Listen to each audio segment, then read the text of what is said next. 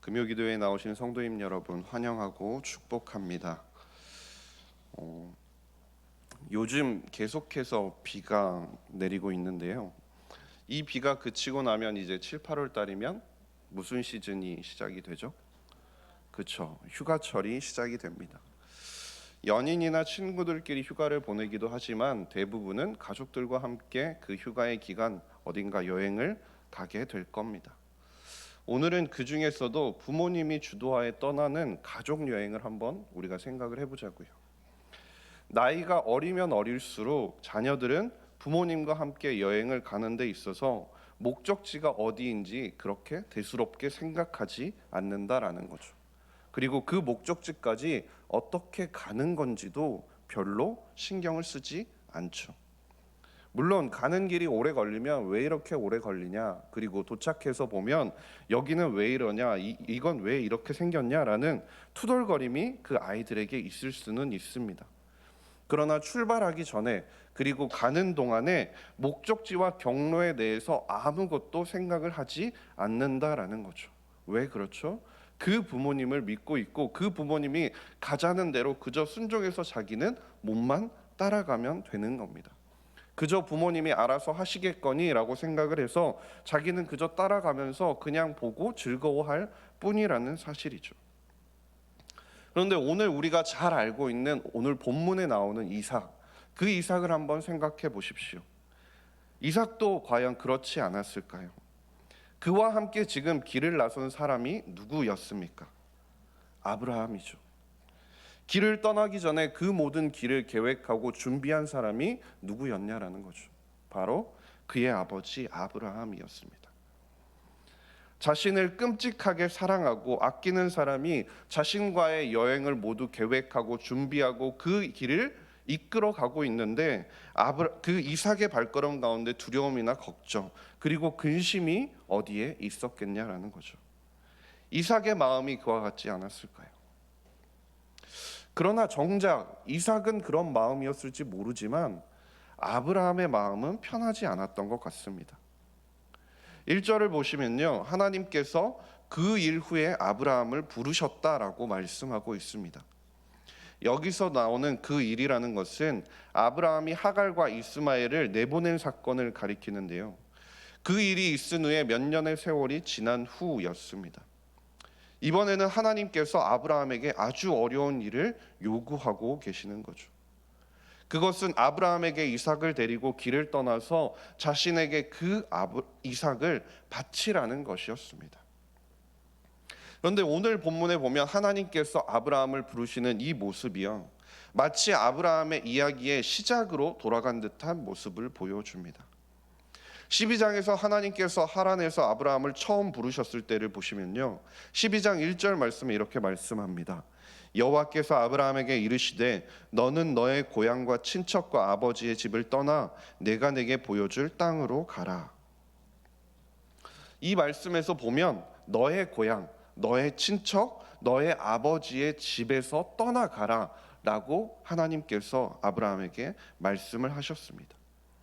하나님께서 이렇게 처음 아브라함에게 나타나서 말씀하셨을 때는요, 지금까지 그가 살고 있던 모든 친척과 가족들을 떠나라고 하시는 것이었습니다. 이것은 아브라함에게 지금껏 아브라함이 살면서 가지고 있던 그 과거와 결별하라는 말씀이었습니다.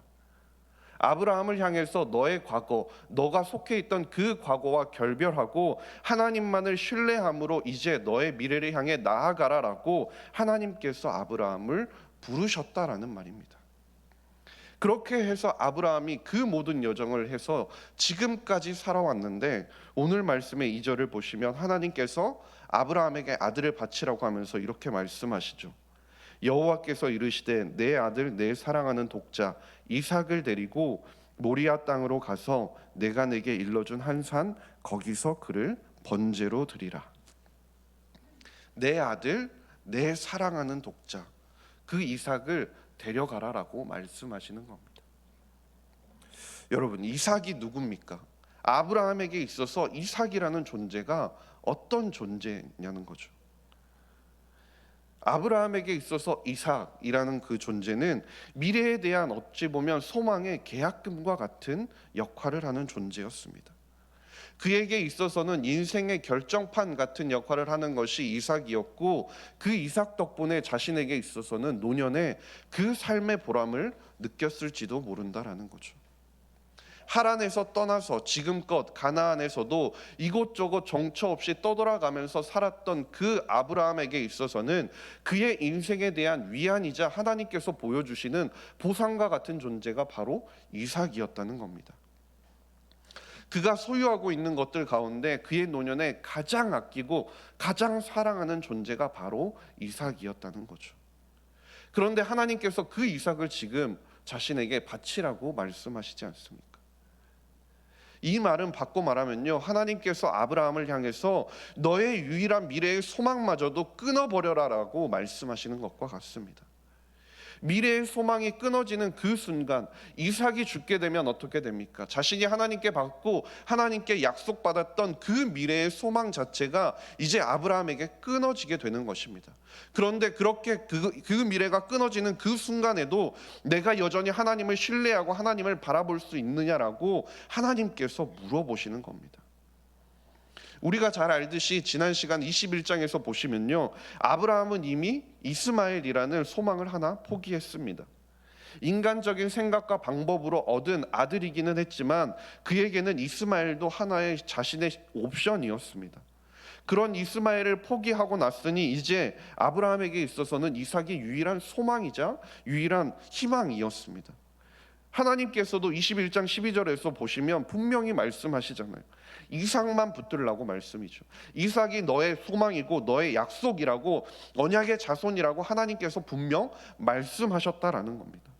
그런데 이제 그 아들마저도 지금 하나님께서 내려놓으라 말씀하고 계시는 겁니다.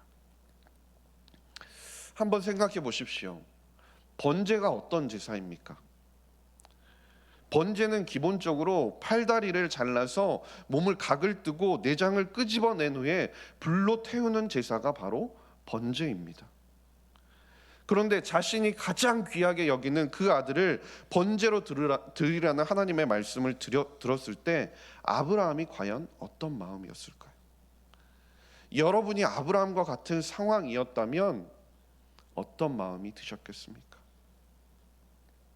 그런데 오늘 본문을 보시면요, 아브라함이 그 하나님의 말씀을 들었음에도 불구하고 매우 담담하게 그리고 묵묵히 하나님의 명령을 순종하는 듯한 모습이 나옵니다. 어쩜 저렇게 아무렇지 않을 수 있지? 자신의 아들을, 가장 사랑하는 독자 그 이삭을 하나님께 그렇게 자신의 손으로 각을 떠서 하나님께 바치라고 함에도 불구하고 아브라함이 왜 저렇게 아무렇지 않을 수 있지라고 보여지는 것 같기도 합니다. 그런데 그의 마음이 얼마나 복잡했는지요, 우리가 3절에 나오는 그의 행동들을 통해서 볼 수 있는데요, 여행을 준비하는 아브라함의 그 손길이 왠지 모르게 뒤죽박죽이고 어지러움이 느껴지는 것 같습니다. 자신이 거느리고 있는 종들이 충분히 있음에도 불구하고 그가 새벽 일찍 일어나서 스스로 나귀의 안장을 지웁니다. 그리고 나서 또 종들을 부르죠. 그리고 나서는 또 번제에 쓸 나무를 다시 쪼개서 준비를 하게 된다라는 거죠. 무언가 그 길을 준비하는 아브라함의 그 모습이 두서없이 정신을 집중하기 어려운 아브라함의 마음을 나타내는 것 같습니다. 그리고 아브라함과 이삭 그리고 두 종은 3일 길을 걸어서 하나님께서 일러주신 곳으로 가게 되죠. 이 3일의 여정은 아브라함에게 있어서 가장 어려운 시간이었을지도 모릅니다. 그는 길을 걸으면서 끊임없이 자신에게 되뇌었겠죠. 이 아이를 정말 죽여야 한단 말인가? 하나님께 끊임없이 반문했을 겁니다. 하나님, 정말 이 아이를 하나님께서 원하시는 겁니까? 하나님께서 이 아이를 내 손으로 죽여서 하나님께 드리는 것을 하나님께서 진정 원하시는 일입니까? 라고 끊임없이 하나님께 반문했을 거란 말이죠. 그렇다면 만약 이 아이가 하나님께 번제로 드려지게 된다면 하나님께서 나에게 주셨던 약속은 어떻게 이루어질까? 하나님께서 나에게 지금 나는 더 많이 나이가 들었는데 하나님께서 또 다른 자손을 주실까? 아브라함이 즉흥적으로 이삭을 드리겠다라고 결심을 했다면 이 3일의 시간은 아브라함에게 얼마든지 그 모든 결정을 번복할 수 있는 시간이었을 겁니다. 그러나 그 시간을 지내면서 아브라함은 모든 질문과 근심과 두려움과 좌절과 슬픔을 철저하게 하나님 앞에 가지고 갔습니다.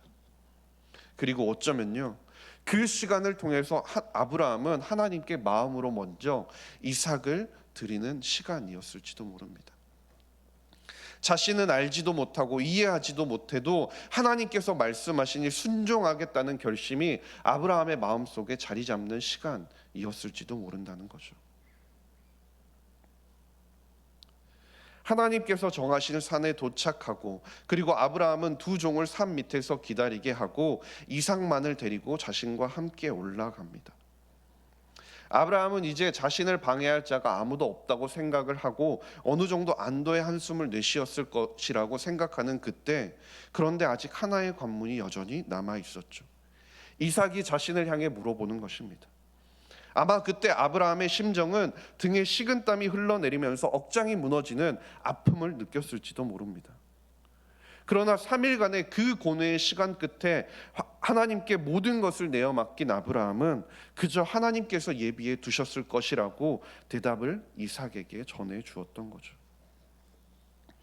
아브라함의 지금껏의 여정을 통해서 40년의 그 삶을 통해서 자신이 알고 있고 자신과 동행했던 그 하나님께서는 그분에 대한 지식과 분별력으로 여호와께서는 결코 인간의 번제 따위나 요구하시는 그런 분이 아니라는 확신이 이제 아브라함에게 자리 잡고 있었다라는 것입니다. 오늘 본문 9절에서 10절 말씀을 함께 읽도록 하겠습니다.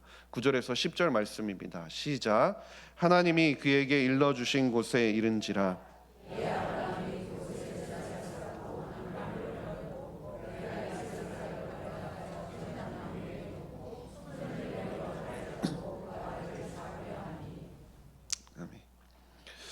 우리가 서두에서 봤듯이 여행을 준비하면서 정신이 없던 아브라함의 모습과는 조금 다른 점이 보이십니까? 정리되지 않아서 뒤죽박죽이었던 여행 준비와는 분명 다르게 그는 3일의 길을 걸어오면서 이삭과 산을 오르면서 하나님께 이삭을 드리기로 마음에 확신이 서 있었습니다. 그래서 그의 행동을 보시면 조금의 주저함도 없는 것을 우리가 볼 수 있습니다. 매우 착착 이삭을 번제로 드릴 준비를 하게 되죠. 이제는 그에게 하나님이 죽은 사람도 살릴 수 있는 능력을 지니신 분이라는 확신이 자리 잡은 상태였다라는 겁니다. 그래서 히브리서 11장 17절과 19절 말씀이 있는데 이 말씀도 함께 읽도록 하겠습니다. 시작. 아브라함은 시험을 받을 때 믿음으로 이삭을 드렸으니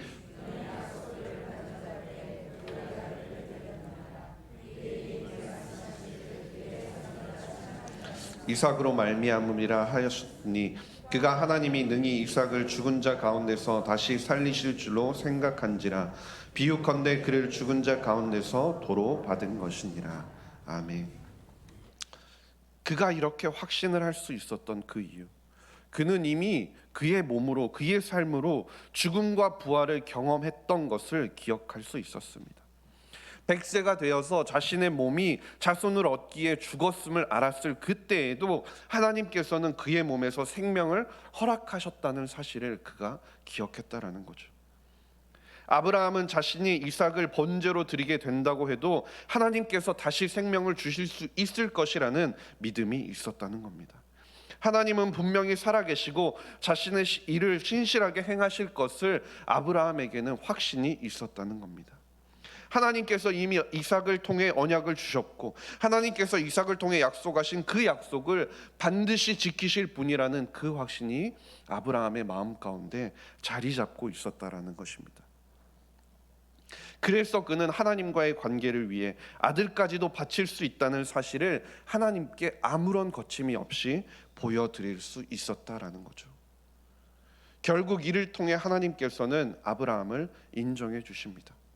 12절을 보시면 하나님께서 이제야 내가 이제 알았다라고 말씀하시잖아요.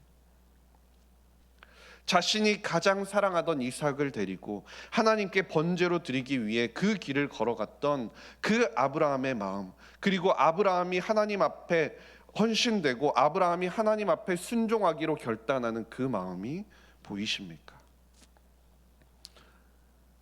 그렇다면 말이죠, 우리가 이제 아브라함과 이삭의 관계가 아닌 아브라함과 믿음의 여정을 함께 하셨던 하나님의 마음을 조금 살펴보길 원합니다. 1절을 다시 한번 보시면요, 하나님이 아브라함을 시험하시려고 그를 부르셨다라고 말씀합니다. 여기서 말하는 이 시험이라는 단어가 무엇이냐면요, 그 사람이 가진 가치나 자질이나 속성이 드러나게 된다라는 뜻을 말합니다. 시편 139편 23절 말씀에도 하나님이여 나를 살피사 내 마음을 아시며 나를 시험하사 내 뜻을 아옵소서라고 고백합니다. 하나님께서 하시는 시험이라는 것은요, 우리가 하나님과 관계를 맺을 때 하나님과의 관계 속에서 우리가 하나님과 함께하는 그 모든 시간 속에서 그것의 동기를 부여하는 요인이 무엇인지 너희가 보여달라라고 하나님께서 말씀하시는 겁니다. 쉽게 이야기하자면요, 우리가 하나님을 바라보는 이유가 무엇인지, 왜 우리가 하나님께 예배하고 있는지, 왜 하나님 앞에 나와 기도하고 있는지, 왜 하나님을 주라고 고백하고 있는지, 그 동기가 무엇인지 하나님께서 보시고 싶다라고 말씀하시는 겁니다. 하나님이 우리의 동기가 되는지, 아니면 하나님께서 제공하시는 유익과 하나님께서 베풀어 주시는 그 은혜가 유익이 되는지 하나님께서 시험하시겠다, 보시겠다라고 말씀하는 겁니다. 조금 더 쉽게 얘기해 볼까요? 우리가 연애할 때를 한번 쭉, 오래되긴 했지만 쭉 상상을 해보시면요, 연애할 때 많이 듣는 질문이 그런 것 중에 하나가 있는 것 같습니다. 막 싸우다 보면 하게 되는 말이 뭐가 있죠? 넌 내가 좋아 아니면 내 배경이 좋은 거야 라는 말을 듣게 되잖아요. 그거랑 비슷한 말이 바로 하나님께서 우리에게 하시는 말씀이라는 겁니다.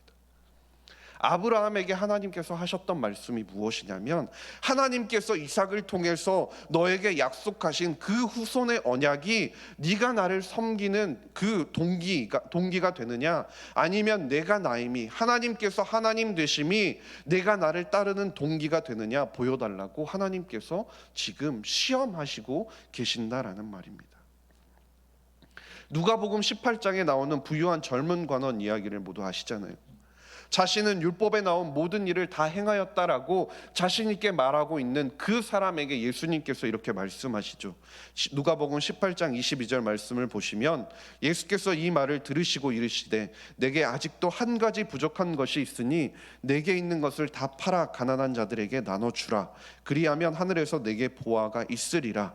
그리고 와서 나를 따르라 하시니, 예수님께서 뭐라고 말씀하십니까? 그에게 모든 것을 팔라고 요구하십니다. 그의 삶에서 하나님께서 은혜로 주셨던 모든 특권, 그가 누리고 있는 모든 특권을 기꺼이 내던져 버리실 수 있는지 하나님께서 요구하신다는 말씀입니다. 주 안에서 사랑하는 석권중앙교회 성도님 여러분, 우리는 왜 하나님을 따르고 있는 것입니까? 여러분께서는 왜 하나님을 따르고 계시냐라는 거죠. 하나님께서 우리 마음에 평안을 주시기 때문입니까? 아니면 하나님께서 우리의 건강을 허락하시기 때문입니까?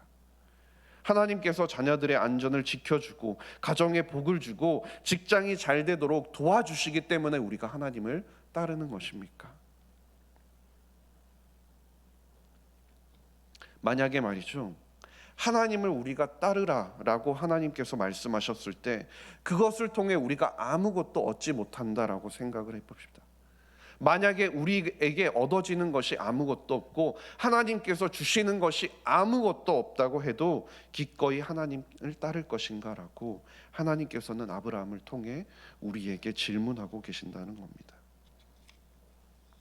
하나님은 아브라함이 기꺼이 그 모든 것을 포기할 준비가 되어 있는지 보시길 원하고 계셨다라는 거죠. 우리에게도 마찬가지로 하나님께서 말씀하시잖아요. 마가복음 12장 30절 말씀에 내 마음을 다하고 목숨을 다하고 뜻을 다하고 힘을 다하여 주 너의 하나님을 사랑하라.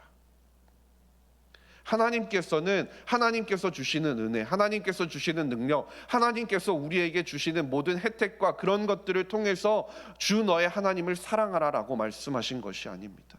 온전히 주님 한 분만을 사랑하라라고 말씀하신 거죠. 진짜 온전히 우리가 주님만을 사랑하는지 하나님께서 보기 원하신다라는 겁니다. 왜냐하면 신명기 4장 24절에서도 말씀하시는 것처럼 하나님은 어떤 하나님이십니까? 질투하는 하나님이시기 때문이라는 거죠. 우리의 삶 가운데 하나님과 우리의 관계 속에서 어떠한 것도 끼어 있는 것을 하나님께서는 원하시지 않는다는 거죠. 우리의 삶 속에서 하나님이 차지하셔야 할 그 부분에 다른 사람이나 물건이나 어떤 능력이나 어떠한 것들이 차지하는 것을 하나님께서 보시면 하나님께서는 그것을 향해 질투를 느끼신다는 거죠. 늙은 아브라함이 말이죠, 지팡이처럼 의지하며 살아갔던 사람이 바로 이삭이었습니다. 근데 하나님께서는 그 아들을 하나님께서 바치라고 하시잖아요. 늙은 아브라함에게 노년에 자신이 짚고 자신이 기대고 자신이 기대면서 살아갈 그 지팡이를 하나님께서 빼앗으려 하신 것입니다. 그럼 어떻게 됩니까? 넘어지겠죠. 잘 걷지 못하잖아요. 그런데 하나님께서는 아브라함에게 그렇게 넘어지라고 이삭을 빼앗으신 것이 아닙니다. 온전히 나만 붙들고 나만 붙잡고 나에게 기대라고 하나님께서는 그 이삭을 요구하신 것이었다는 겁니다. 내가 분명 너의 옆에 있음에도 불구하고 그 모든 것을 알고 너에게 그 모든 것을 베풀어주는 내가 있음에도 불구하고 왜 다른 사람에게 가서 그 사람을 의존하고 그 사람으로 말미암아 미래를 바라보느냐라고 하나님께서 말씀하고 계시는 겁니다. 오직 나만 보라라고 하나님께서는 말씀하고 계신다라는 겁니다. 그리고 오늘 우리가 또 다른 하나님의 모습을 볼 수 있는 것은요, 14절 말씀을 보시면 이렇게 말씀하죠. 아브라함이 그 땅 이름을 여호와 이레라 하였으므로 오늘날까지 사람들이 이르기를 여호와의 산에서 준비되리라 하더라. 하나님이 어떤 분으로 묘사되고 있습니까? 스스로 준비하시는 분이라고 말씀하고 있습니다. 그런데 여기서 준비하다라는 이 동사는요, 원뜻을 살펴보면 보다라는 뜻의 동사입니다. 그 보다라는 뜻은 세부적인 내용들까지도 매우 꼼꼼하게 살핀다라는 의미인데요. 이 말은 바꿔 말하면 하나님께서 아브라함이 그 묵묵히 그 자리까지 서는 그 모든 과정을 보고 계셨고, 그리고 먼저 그를 살피고 계셨고 그를 위하여 모든 것을 준비해 두셨다라는 뜻입니다. 하나님께서는 이미 지식적으로는 모두 다 알고 계셨다라는 겁니다. 쉽게 이야기하면 하나님께서는 아브라함이 어떻게 할 것인지 어떻게 행동할 것인지 그의 마음을 미리 모두 다 알고 계셨다라는 거죠. 그러나 하나님께서는 우리의 마음을 아신다는 사실을 떠나서 우리가 믿음으로 행동하고 표현하고 예배하기를 바라신다는 겁니다. 우리가 무엇을 말할지도 아시고 어쩌면 거기에 대한 대답조차도 이미 하나님께서 준비하시고 우리가 바라는 기도, 우리가 바라는 것들, 우리에게 필요한 것들을 모두 아심에도 불구하고 하나님께서는 우리가 입술을 열어 기도하기를 원하신다는 겁니다. 하나님은 우리가 어떤 감정을 가지고 있고 심지어 우리가 하나님 앞에 기뻐하는지 하나님께 감사하는지 하나님께 서운해하는지 그 모든 마음을 알고 계심에도 불구하고 우리가 하나님을 향해 찬양하기를 원하신다는 겁니다. 우리에게 믿음과 사랑을 온전히 하나님께 표현하기를 요구하신다는 겁니다. 왜냐하면 이처럼 표현하는 것이 하나님께 영광이 되며 하나님께 유익이 되기 때문입니다. 고린도전서 10장 31절 말씀에도 말씀하잖아요. 그런즉 너희가 먹든지 마시든지 무엇을 하든지 다 하나님의 영광을 위하여 하라. 그런데 왜 여기서 의문이 드는 것은 왜 우리는 하나님께서 예비해 두시고 나를 지켜보시며 보살피시며 우리를 위하여 준비하신 그 모든 것들을 경험하며 살아가지 못하는 것일까라는 겁니다. 왜 나의 삶에 하나님의 손길이 느껴지지 않는 것일까라는 거죠. 그것은요, 어쩌면 우리는 아직 모리아 산에 올라가지 않았기 때문인지도 모릅니다. 조금 시도하다 그만두고 바닷가에서 발이 살짝 젖으면 무섭고 두려움에 그 자리에서 멈춰 서 버리는 것인지도 모릅니다. 그러면서 왜 하나님께서 나를 구해주시지 않는 건지, 하나님께서 예비해 두신 일들이 왜 나의 삶 가운데 일어나지 않는 건지라고 반문하고 있는 건지도 모른다는 거죠. 그런데 우리가 온몸을 물에 담글 때, 모리아 산에 올라설 때만이 우리가 물에서 건져주시는 하나님을 경험할 수 있게 되고, 순양을 준비해 놓으신 하나님의 손길을 바라볼 수 있게 된다는 겁니다. 다니엘이 살아계신 하나님을 경험했을 때가 언제입니까? 그가 사자굴에 들어갔을 때입니다. 그 순간 사자들의 입을 막으시고 보호하시는 하나님을 그가 경험할 수 있었던 겁니다. 다니엘의 세 친구가 함께 하시는 하나님의 그 경험했을 때가 그들이 풀무불 가운데로 들어갔을 때지 않습니까? 그때 그 가운데서 자신들을 보호하시며 함께 하시는 하나님을 그들이 온전히 경험할 수 있었다라는 사실입니다.